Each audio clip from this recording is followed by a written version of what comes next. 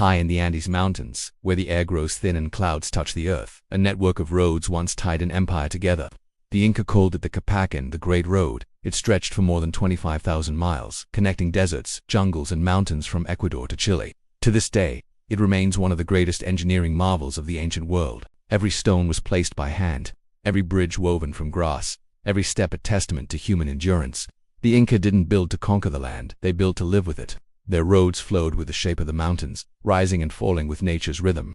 No asphalt, no iron, no wheels, just faith, skill, and unity. The Inca Empire, known as Tawantinsuyo, was the largest in the pre-Columbian Americas. From the capital at Cusco, the roads spread in 4 directions: to the coast, the jungle, the high plains, and the deserts beyond. These were not simple trails, they were the veins of an empire. Along them traveled armies, traders, priests, and messengers. They carried food, news, and sacred offerings across lands that modern roads would still struggle to cross. At every 20 miles or so, there stood small lodges known as tambos, resting houses stocked with food and supplies. This was the Incas' version of a postal service, efficient enough to move a message across 1,000 miles in just a few days. At the heart of this network were the Chasqui, the Incas' relay runners.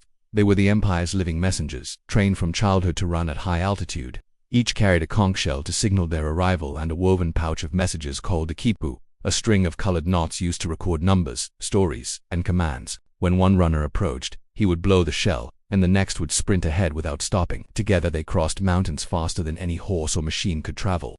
They didn't just carry words, they carried the empire's heartbeat. Without the Chasqui, the network would fall silent. The roads were carved through impossible landscapes. Some clung to cliffs thousands of meters high. Others vanished into jungles thick with mist. Bridges made of woven grass spanned rivers wider than modern highways. Every year, entire communities came together to rebuild them, singing traditional songs as they worked, a ritual that continues to this day in the village of Huachaca, Peru. What's astonishing is their precision. The Inca measured distances with cords, aligned paths with the stars, and stabilized roads using gravel foundations that prevented flooding and collapse. Their craftsmanship was centuries ahead of its time. When the Spanish conquistadors arrived in the 16th century, they were stunned by what they saw. They said the roads of the Inca could rival those of Rome. Yet after the fall of the empire, many paths were abandoned, overtaken by vegetation or broken by time. Still, some routes remain untouched, ancient lines etched into the Andes that continue to defy earthquakes and storms. Even now, local communities walk these same trails, their footsteps echoing those of their ancestors. To the Inca, these roads were not just practical, they were spiritual. Every route led to Cusco, which they believed to be the center of the universe. The roads symbolized the 4 directions of life itself. Walking them was an act of devotion. Every bridge, every step, every shrine along the way was part of a sacred journey, a pilgrimage through the living world. At dawn, travelers would stop to make offerings to the mountains, the apis, believed to be divine spirits watching over the road. In this way, movement itself became worship. Today, the Capacan is recognized by UNESCO as a World Heritage Site.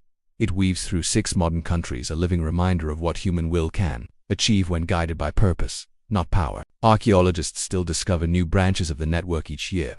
Buried beneath jungle vines or hidden beneath cities, they prove that the Inca built not only with stone but with vision. To walk the Inca roads is to walk the veins of a lost civilization, a world that valued connection, harmony, and courage over conquest, a civilization that turned mountains into pathways. The Andes still whisper their story of footsteps, faith, and the sacred roads that bound a people together. If you enjoy exploring the hidden side of history, subscribe to ChronoSecrets on YouTube and follow us on Facebook for more forgotten worlds brought back to light. The past is full of secrets and we're only just beginning to uncover them.